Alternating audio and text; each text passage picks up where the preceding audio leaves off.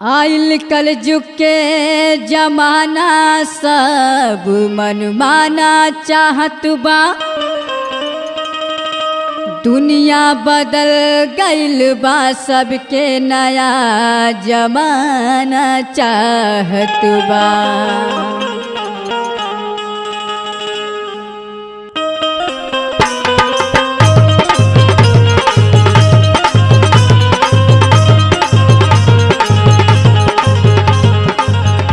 देखिए भैया, ये जमाना पहले का रहल अब का हो गल। का हो गल भैया? भैया ये गाना में कवि जी लिखले हुआ, बड़ा अफसोस का बात अब बा। का कैसे कहे के बा, दुनिया बदल गइल बा सबके नया जमाना चाहत बा।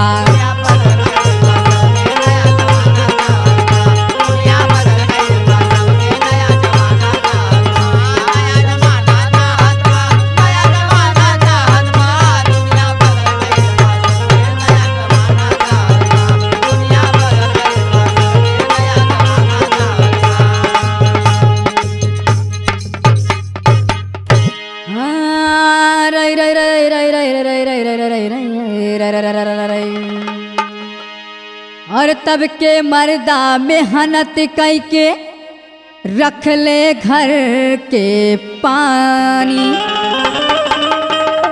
और अब के मर्दा आलसी भइले व्यर्थ भइल जवानी।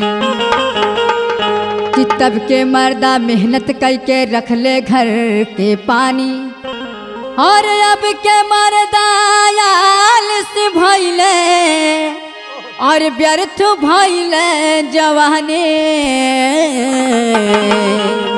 कि सुंदर भी बेटी भी आय हाय, सुंदर भी बेटी भी घर ही में पैखाना चाहत बा।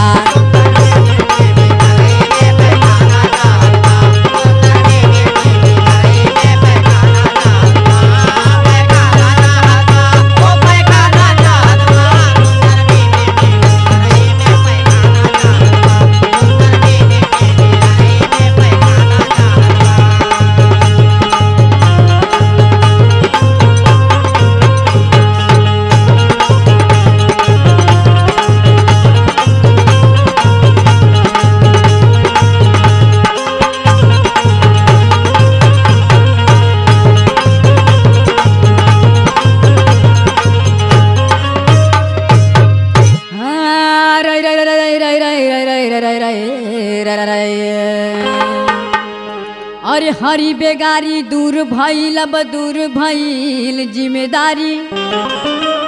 और हरी बेगारी दूर भइल अब दूर भइल जिम्मेदारी। और तब से बुरा समय अब हो गल भ्रष्ट हुए अधिकारी। और हरी बेगारी दूर भइल अब दूर भइल जिम्मेदारी। और तब से बुरा समय अब हो गल अब भ्रष्ट हुए अधिकारी। तो कौनो काम करावा आय हाय, कौनो काम करावा उनहु के नजराना चाहत बा।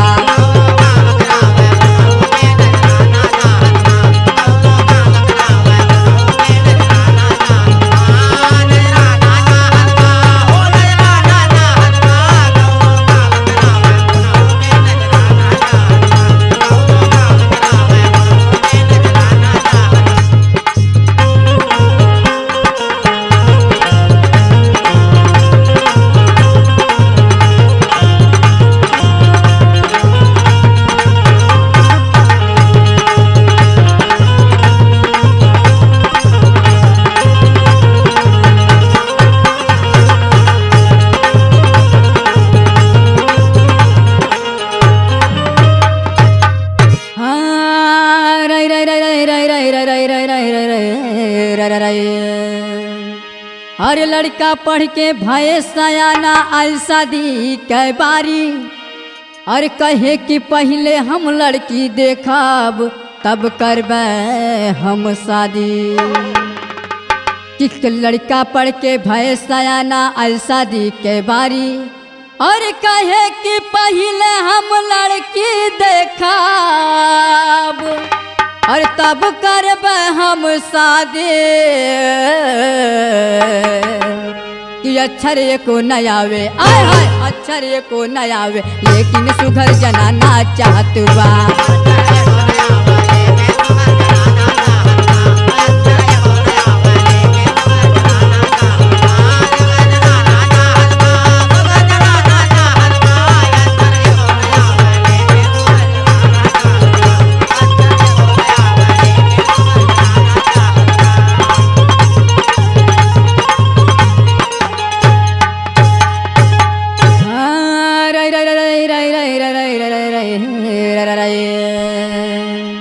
देखिए भैया, आजकल के जितना औरत आवत हैं नैकी हो, आजकल के जितना औरत आवत हैं ना, वो सब माई और सास का दया ना बुझती।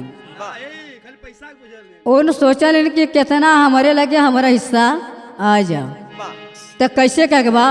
अरे सासू घर के चूल्हा फूके बहू ना हाथ बटावे, अरे सासू घर के चूल्हा फूके बहू न हाथ बटावे। हर मौका पाते मिलजुल सहेली, हर आपस में बतियावे कि अम्मा कहिया मरतीन, आय हाय अम्मा कहिया मरतीन, हमहू के मलिकाना चाहत बा।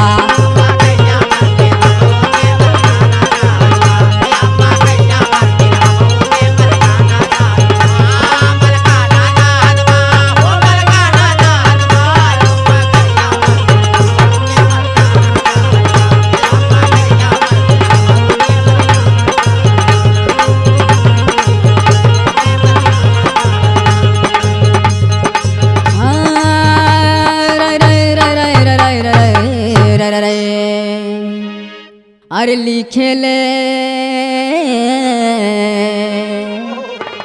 अरे लिखे ले मुकेश जनपुरी, साधावले मितलाल हो। अरे बीच सभा में गावे गुनगनवा, आज है रवि राजा हो, तो सब ही सुन गीत तराना, यह जमाना चाहत बा।